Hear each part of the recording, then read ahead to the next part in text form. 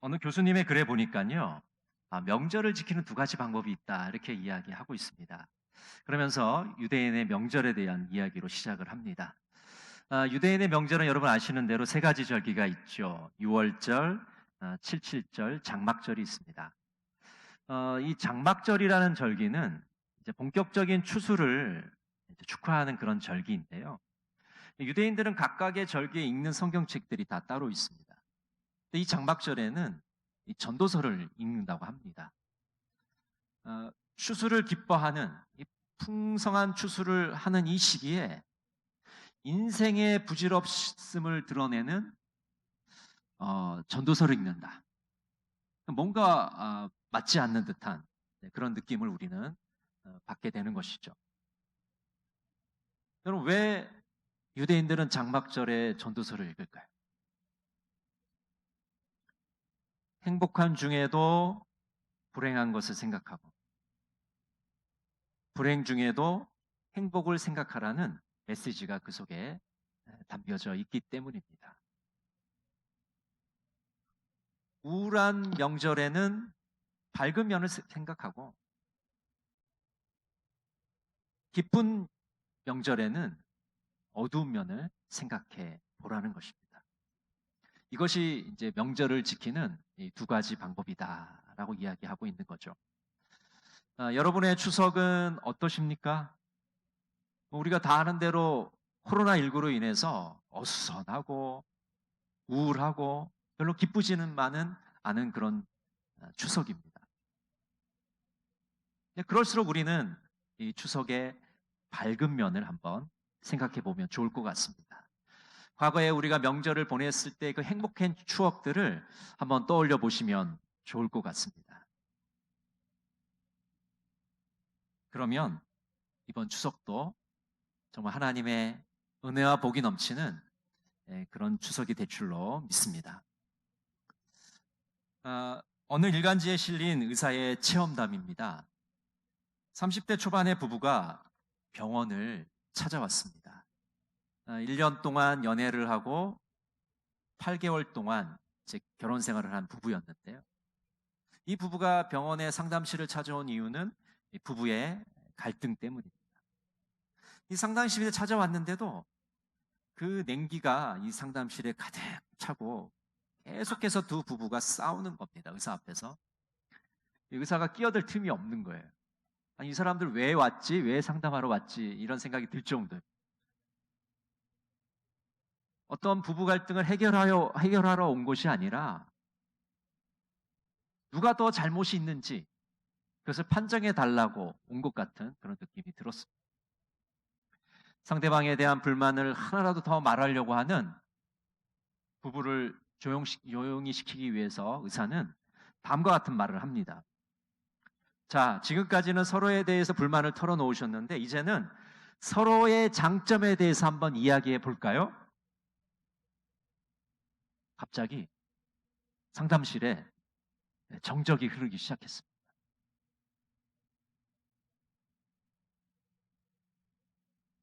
여러분, 우리는 왜 불평하냐고 물어보면 외부 환경이, 주위 환경이 좋지 않아서 불평을 합니다. 상대방이 나에게 잘 대해주지 않아서, 잘 대접을 해주지 않아서 불평하는 겁니다. 라고 이야기하죠. 그러나 사실 불평은 습관에 가깝습니다. 이 정광 목사님의 글에 보면은 불평하는 사람은 늘 불평한다. 부정적인 사람의 눈에는 장미꽃의 가시만 보인다. 불평하는 사람은 불평이 인격 그 자체다. 그는 불평의 눈을 가지고 있어 눈으로 보는 모든 것이 불평의 조건으로 보이고 불평의 입을 가지고 있어 입을 열면 불평이 쏟아져 나온다. 문제는 본인만 불평 인생을 사는 것이 아니라 주변 사람들 모두를 불평 인생으로 만든다는 것이다. 감사가 행복해지는 연습이라면 불평은 불행해지는 연습이다. 여러분은 어떤 연습을 하고 계십니까? 불행해지는 연습을 하고 계십니까? 행복해지는 연습을 하고 계십니까? 이번 추석에 행복해지는 연습을 통해서 행복한 명절을 보내시기를 간절히 바랍니다. 오늘 본문에 있는 이 출애굽기 16장은 양식을 주시는 하나님에 대해서 말씀해 줍니다. 엘림을 떠난 이스라엘 백성들은 신광야에 이르게 됩니다. 여러분 아시듯이 이 광야라는 곳은 사람이 살기에 적합치 않은 곳이에요. 길도 제대로 없고 물도 없고 먹을 것도 없고, 오늘 본문에서 불평하는 이스라엘 백성들을 우리들에게 먼저 보여주고 계십니다. 광야라는 어려운 상황 속에서 이스라엘 백성들은 또다시 불평하는 습관을 드러내고 있습니다. 이스라엘 백성들은 모세와 아론을 원망하고 있습니다. 사실 겉으로는 모세와 아론을 원망하는 것 같지만 사실은 하나님을 원망하고 있는 것이죠. 출애굽기 16장 8절은 이렇게 말씀합니다. 모세가 또 이르되 여호와께서 저녁에는 너에게 고기를 주어 먹이시고 아침에는 떡으로 배불리시리니 이는 여호와께서 자기를 향하여 너희가 원망하는 그 말을 들으셨음이라. 우리가 누구냐? 너희의 원망은 우리를 향하여 함이 아니요 여호와를 향하여 함이로다. 지금 이스라엘 백성들이 원망을 하고 있는 대상은 모세와 아론이 아니라 하나님이라고 말씀하고 있는 것이죠. 이스라엘 백성들은 다음과 같이 불평하고 있습니다. 우리 3절 말씀을 같이 한번 읽어보겠습니다. 이스라엘 자손이 그들에게 이르되 우리가 애굽 땅에서 고기 가마 곁에 앉아 있었던 때와 떡을 배불리 먹던 때에 여호와의 손에 죽었더라면 좋았을 것을 너희가 이 광야로 우리를 인도해 내어 이 온 회중이 줄여 죽게 하는도다. 여러분 이스라엘 백성들이 어떻게 불평하고 있습니까? 우리는 애굽에서 살 때는 배부르게 먹었다라고 불평을 하고 있어요. 여러분 이스라엘 백성들이 애굽에 살 때 배부르게 먹었습니까? 누가 노예에게 배부르게 먹게 합니까? 그냥 죽지 않을 정도만 주는 것이죠. 일을 시켜야 되니까. 지금 현재의 어려움 때문에 이스라엘 백성들이 과거의 일들을 아름답게 묘사하고 있는 겁니다. 기억을 왜곡시키고 있는 거예요. 또 이스라엘 백성들이 뭐라고 그럽니까? 우리가 지금 당장 굶어 죽을 지경이다라고 말하고 있어요. 여러분 지금 이스라엘 백성들이 당장 굶어 죽을 지경일까요? 이 출애굽할 때의 상황을 좀 살펴보면 이 이스라엘 백성들이 출애굽할 때 애굽 사람들이 막 은금 패물을 이렇게 이스라엘 백성들한테 주잖아요. 그리고 이스라엘 백성들이 수많은 가축을 이끌고 출애굽을 합니다. 그래서 물론 이 광야 생활이라는 건 참으로 힘든 생활이지만 지금 당장 굶어 죽을 정도는 아니라는 거죠. 이스라엘 백성들이 지금 과장을 하고 있는 것입니다. 왜 이스라엘 백성들은 불평하고 원망하고 있는 것일까요? 이스라엘 백성들이 지금 원망하고 있는 이유는 하나님을 신뢰하지 못하고 있기 때문입니다. 이스라엘 백성들은 하나님을 믿지 않기 때문에, 의지하지 않기 때문에 원망하고 불평하는 겁니다. 만약 하나님을 믿고 의지한다면 이스라엘 백성들은 불평하지 않을 것입니다. 원망이 사라질 것입니다. 어느 분이 이렇게 말했습니다. 신뢰한다는 것은 하나님의 다함 없는 자원들에 의지한다는 것이다. 하나님의 그 끝없는 그 풍성하신 자원에 의지하는 것이 바로 하나님을 신뢰하는 것이다. 이스라엘 백성들은 자기 자신이 갖고 있는 그 자원에 의지했기 때문에 쉽게 불평을 하고 있는 것입니다. 사람들은 삶을 살아가는 자원들이 자기 안에 있다고 생각을 합니다. 돈이 나한테 있고 인맥이 있고 지식과 경험이 있고 그렇기 때문에 내가 살아가는 것이라고 착각하며 살아갑니다. 그렇기 때문에 이 삶의 자원들이 다 떨어지게 되면, 다 고갈되게 되면 원망하고 불평하게 되는 것이죠. 더 이상 살아갈 수가 없기 때문에 그런 것입니다. 그런데 삶의 자원이 우리에게 있는 것이 아니라 바로 하나님께 있습니다. 하나님께서 함께 주셔야지만 우리는 살아갈 수 있다는 것을 굳게 믿어야 됩니다. 빌립보서 4장 19절은 이렇게 말씀합니다. 나의 하나님이 그리스도 예수 안에서 영광 가운데 그 풍성한 대로 너희 모든 쓸 것을 채우시리라. 여러분, 하나님을 신뢰하는 사람은 이렇게 생각합니다. 하나님께서 나의 모든 쓸 것을 채우실 것이다. 나의 생활을 책임져 줄 것이다. 나의 의식주를 하나님이 감당해 주실 것이다.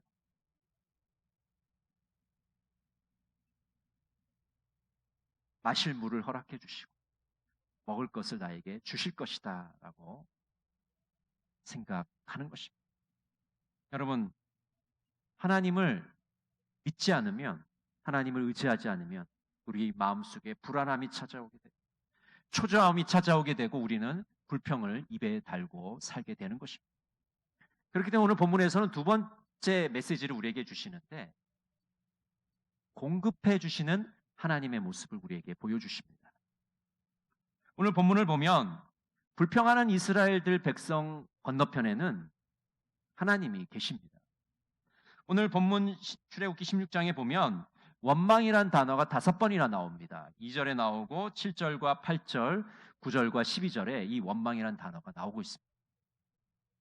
이스라엘 백성들은 계속해서 하나님께 원망하고 있지만 하나님은 이스라엘 백성들을 책망하지 않으십니다. 혼내주지 않으세요. 오히려 이스라엘 백성들의 요구에 대해서 응답하시고 그들의 필요를 채워주는 모습을 보게 됩니다. 오늘 13절과 14절 말씀 우리 같이 한번 읽어볼까요? 출애굽기.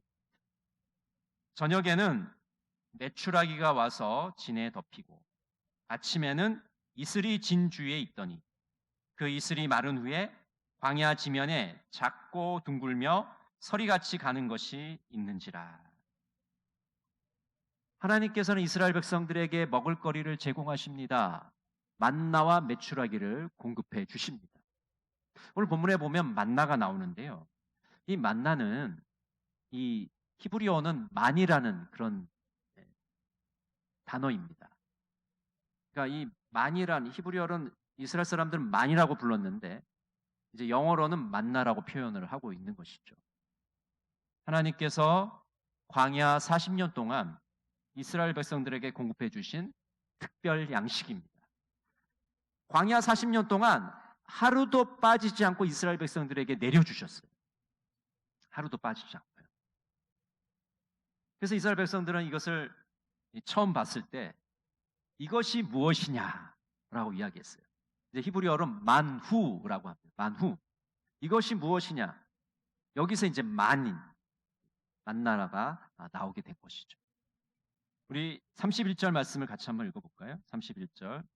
이스라엘 족속이 그 이름을 만나라 하였으며 가시같이 희고 맛은 꿀 섞은 과자 같았더라.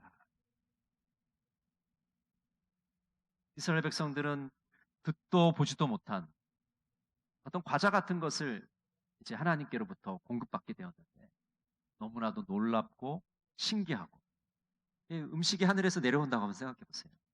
얼마나 놀라운 일입니까? 기적 같은 일이죠.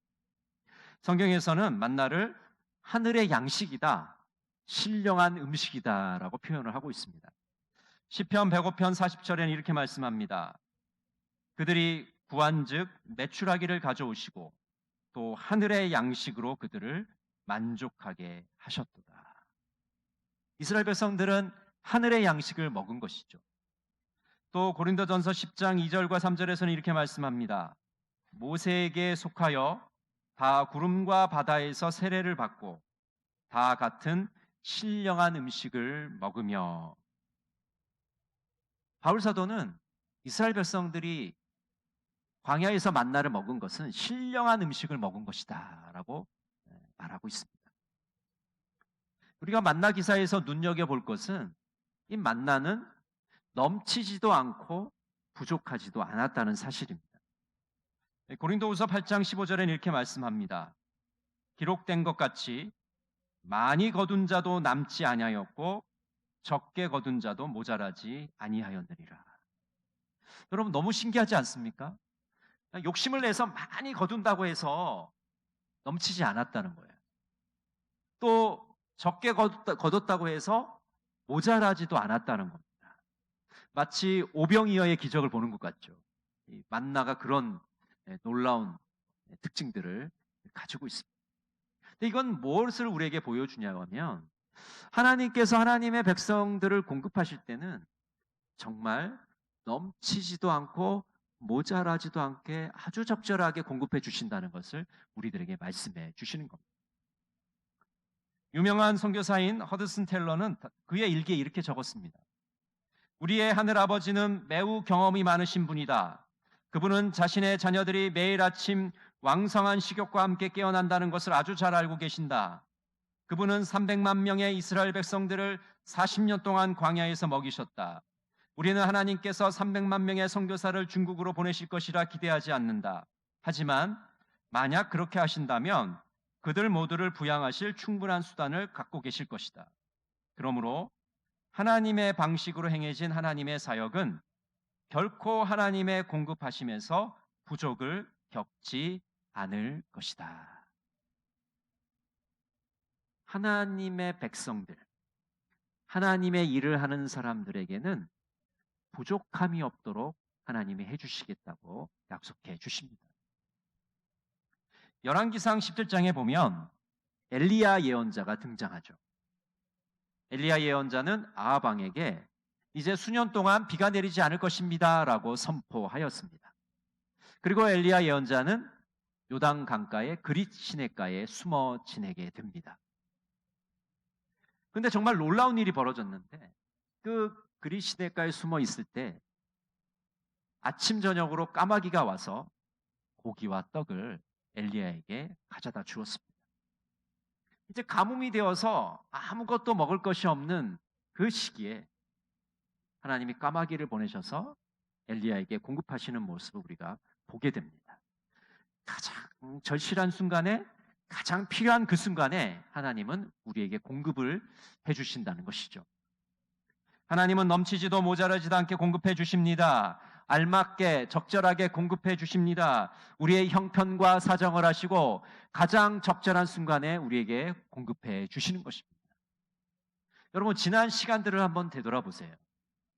우리가 가장 하나님이 필요한 순간에, 하나님의 도움이 필요한 그 순간에 하나님은 가장 적재적소에 알맞게 우리에게 공급해 주셨다는 것을 우리가 체험하고 간증하게 되는 것입니다. 하나님은 왜 불평하는 이스라엘에게 기적을 베풀어 주셨을까요? 왜 이런 은혜를 베풀어 주셨을까요?